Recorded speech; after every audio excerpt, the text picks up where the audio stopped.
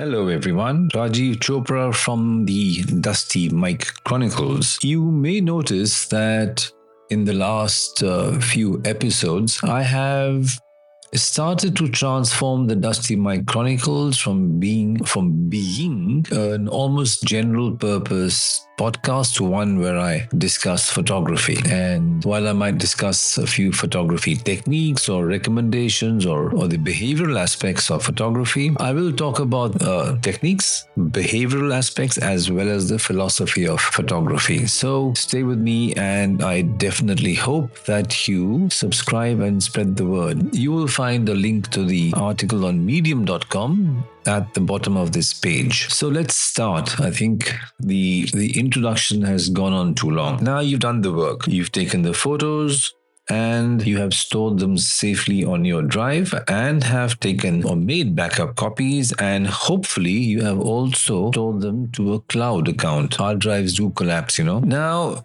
before you start the penultimate stage, which is editing, you need to cull your photographs. And that is an absolutely critical step, which I will talk about in the next minute or so. I'm not going to talk about presenting your photographs because that's a completely different topic. And most photographers rightly believe that the best way to present your photographs to the world is to print them. But there is another fact as well. Not everyone wants to print photographs. Not everyone can afford to print photographs. And most people don't even have the space on their walls to display their photographs. And there is little point in printing your photographs and then storing them in rolls, because neither you nor anybody else is going to see them. So social media therefore provides or gives us all an imperfect solution. Now, before you get to this stage of presenting your photos to the world, you need to edit the image. And I suggest that once you take the photographs, take a few days off to that one photograph that you're going to edit. Ideally, just one. However, maybe three. But if you are going to present your photographs either in any form of social media, whether it is a zine or whether it is one of those little scrapbook-like things, or on Instagram, then you might choose 6. If you have loads of photographs and you really think that they're all worth editing, or let's say a large number is worth editing, then create groups of 6 images, and each group should adhere to a particular theme or emotion or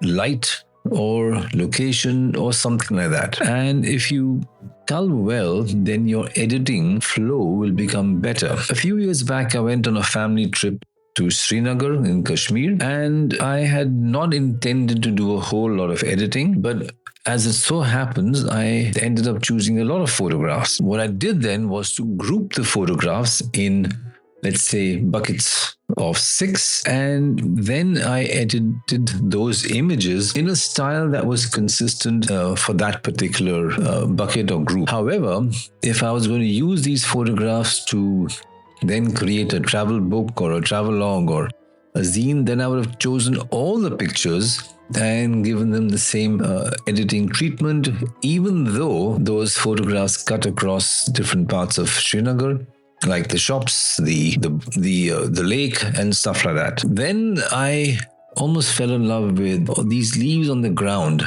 And these leaves were, of course, on the verge of death, if you might say, because winter was coming. And I chose about 26 images to edit, which is a massive amount of editing to do. So what I did was that I again placed these images of a single leaf into 5 groups. And I give each group a completely different style or a completely different look. Why? Because editing 26 images which all look the same gets boring both for the editor as well as for the viewer. So there was groups of 6 and a total of 5 groups. And you won't have the luxury always. And I placed this word in inverted commas. I placed the word luxury in inverted commas of editing a single leaf 6 times or in 5 different styles. But it is what it is. So when I edited the leaves, I did not seek to create any specific emotion. I didn't really think about that. As I progressed through the images, I steadily adopted an arty-farty approach. Fine art photography is creative but can be cold and emotionless. I know that there will be many people who will disagree with me, but if your work emphasizes just the pure form or the color or some pattern, then it's very probable that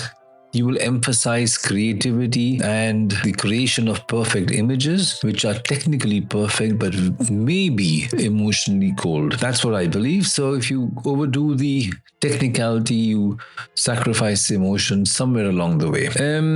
Your street, travel, and wildlife work can and often do benefit from some sort of creative editing, but the focus of these genres will always be, again in my opinion, to create emotions while being artistic.